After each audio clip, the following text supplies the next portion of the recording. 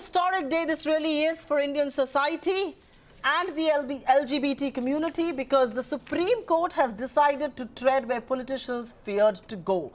And that's exactly what the Supreme Courts have said. Consenting acts of sex between people of the same sex is absolutely legal. There is nothing criminal about it, and that has brought in a lot of cheer for the LGBTQ community. But let me take this across to one person who stuck his neck out even though politicians shied away from this topic. Dr. Shashi Tharoor joins us right here on ET Now with his views on this matter. Thank you very, very much, Dr. Tharoor, for being with us. This is a cause and this is an issue that you've spoken a lot about. You've been a big proponent, a big supporter of this. May I first ask you the question that the Supreme Court has delivered and decided to tread in a place, in a position where politicians have shied away from. Politicians refuse to take a call. It's really the apex court that has decided to bring in joy for this community.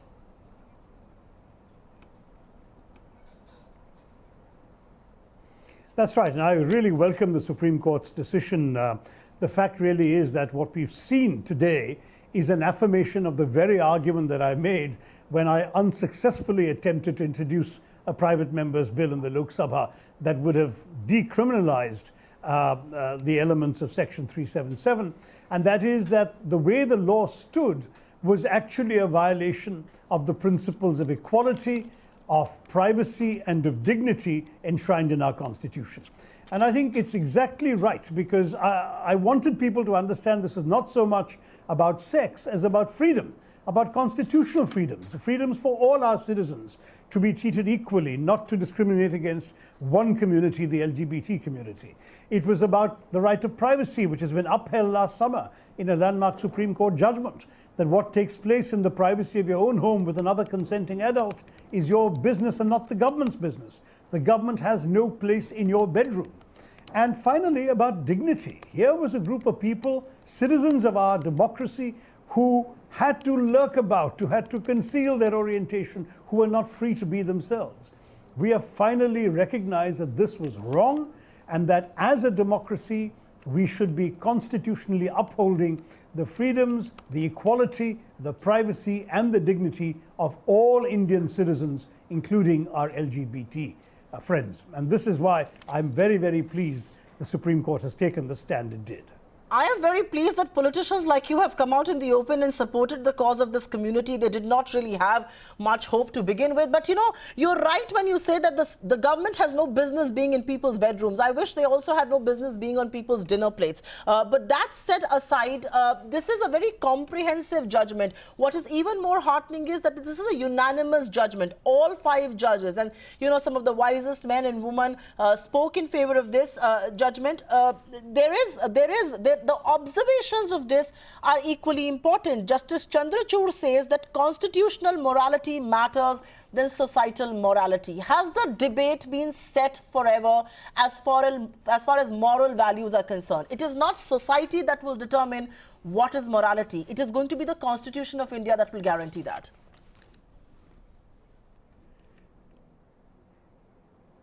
Yes, but also the Constitution is interpreted by the Supreme Court. And what has been exciting in the last generation or so has that preponderantly the court's judgments have tended to interpret the existing Constitution in a more liberal and progressive light. I would point to a series of judgments on women's rights, for example, which have greatly expanded the amplitude of women's rights and freedoms in our society. And on this issue, it's very clear that the legislature was not going to rise to the challenge. When I introduced my private member's bill, there was a vociferous BJP majority against it, not once but twice, against even introducing it for discussion, let alone for passage. So we were looking at a situation where the elected representatives of the people of India didn't have the courage to actually face up to the constitutional morality principles involved, the principles of freedom I was talking about. And now that we actually have a Supreme Court that doesn't need to worry about whether it's got to get the votes of certain homophobic people, for example, it has gone ahead and ruled purely on the basis of that legal consideration that there is such a thing as a constitution and laws and legal principles which embodies its own form of morality, very different perhaps from the kind of family values that bigoted people spoke of when they tried to tried to stop me introducing my bill. No, that's an important, and that's a very, very important thing that you say, that homophobic politicians who were elected representatives, who should actually be fighting for the cause of the people that they represent, decided to shy away, and which is why the courts had to intervene. A quick question, though, on what is the next step? This decriminalizes gay sex, but what about gay marriages? What about adoption? Because the archaic law of the 1860 has been done away with. But what happens next? Because two people in love would want to culminate their relationship. It's not just good enough being in love, is it?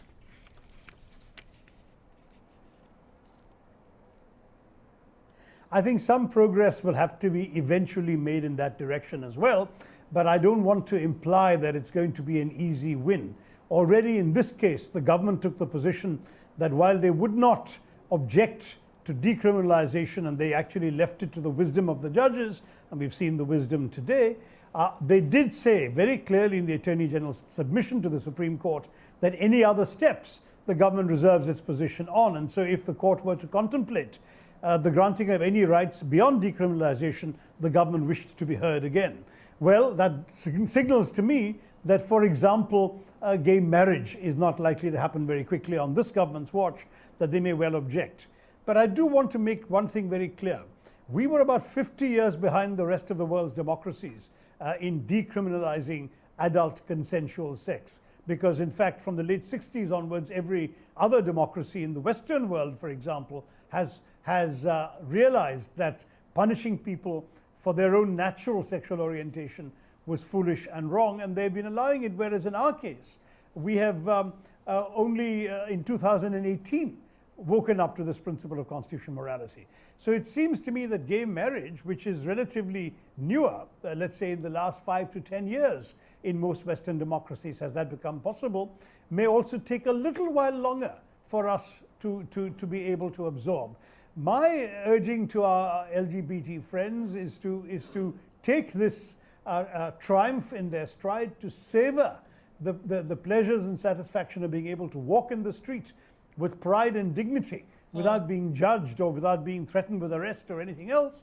And then when the time is right, when society has absorbed this normality, then to look for the next step forward, gay marriage and so on.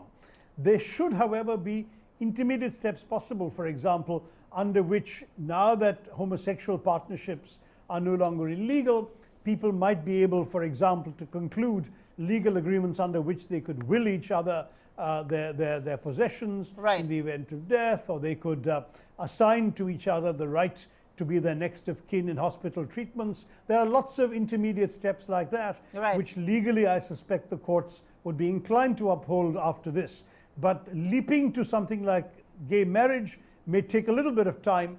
I do believe it should inevitably come, but given how long it took us to get where we got to today, we as a society have to also be prepared to embrace the next steps in due course. But that's exactly my point. I mean, you know, there is no criminality in having a gay relationship today, and the criminal offense from this entire process has gone. But what will it take for societal biases to go, the prejudices that exist? How will that go away? I mean, you know, society, like you say, has to absorb this before we can move to the next stage, where there could be gay marriages, where the couples could adopt children. All of that is the next stage. But to begin with, does this judgment, will this judgment aid prejudices going away?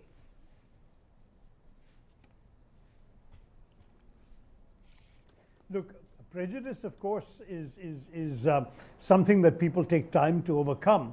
But in the history of jurisprudence, we have often seen in every society, not just ours, that the court will make a ruling that is in advance of where society is, but then, because the law obliges everyone to treat this new situation as normal, society will adjust to it. Look, for example, at apartheid South Africa, where the law discriminated against blacks until the law was abolished, and then society, including white society in South Africa, got used to dealing with blacks as superiors and equals. Or the southern United States, similar stories. I think inevitably we're going to find that when the law makes certain kinds of things acceptable and indeed legal, inevitably society will come to adjust to it. That's the way a lot of social change is driven. There are, of course, cases where society moves faster than the law, but this is where the court's creativity is of such great value. even if the law itself, the legislature, was not quick enough to recognize that people in society were prepared to accept this kind of situation, the courts saw the right, saw the constitutional morality, took a decision, and now I think you will find that our LGBT friends are able to function very easily in an integrated manner in society, because no longer is there going to be a stigmatizing of who they are, because this final stigma has been removed by the court. Do you So believe... I'm hopeful Right. that societies do change when progressive judiciaries. No, I think one Go should ahead. keep, yes, one should keep their fingers crossed on this one. But do you believe that a lot of very affluent, influential people, this judgment is going to embolden them to come out? I mean, look at what happened in the US. Tim Cook felt the need to come out in the open as the CEO of the most profitable company in the world. His coming out in the open and saying that he's gay made so much difference. Do you believe that is what India perhaps needs to encourage? Many more prominent voices, many more emboldened voices to come out and embrace this.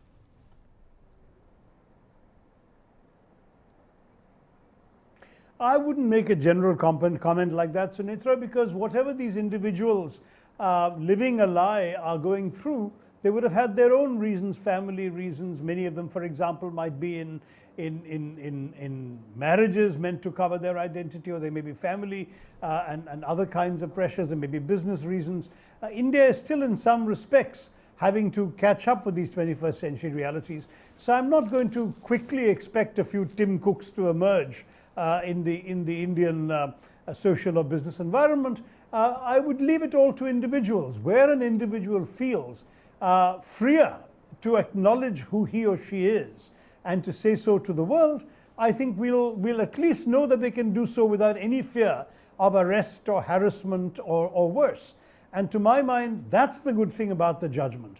How people use it to change their own lives or the way they're perceived is up to them.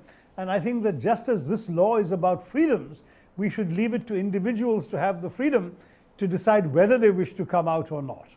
Dr. Tharoor, the name's Surpiya, and I will take a last question with you. Does this justify judicial overreach that sometimes gets blamed? Politicians refuse to do what they should have done as progressive representatives of people. It was the court that had to come in and finally give a judgment in their favor. Is judicial overreach then not such a bad thing after all?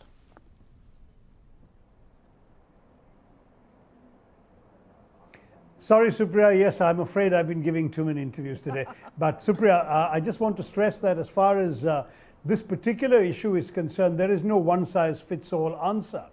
There have been areas where there have been legitimate concerns about judicial overreach, and there have been areas when, in many ways, people would say the judiciary should have done this sooner. Today, for example, is such a case. I think the answer lies in when a judgment can be clearly and explicitly anchored in existing constitutional language and jurisprudence. I think the court was absolutely right to cite the relevant articles of the Constitution and speak about equality, dignity, and freedom. But there have been many PILs on matters that surely have nothing to do with the Constitution that the Supreme Court has entertained, that other courts in our country have entertained. I think hearing a PIL on outlawing Sikh jokes, for example, was an example of judicial overreach. And there have been other such things which people have often scratched their heads wondering, what on earth is the court doing about this? There have been decisions made by courts that are clearly within the administrative responsibilities of elected executives in the government, and so on and so forth. But where there are principles of law and constitutional morality, to use your phrase and their phrase, then I would say the court is justified and one can't call it overreach, but one has to look on a case-by-case basis. There has been overreach and unnecessary involvement of the judiciary in certain areas that are the prerogative of the legislature and the executive, but in other areas, when it's a question of interpreting the Constitution, I think it would be wrong to consider it to be overreach.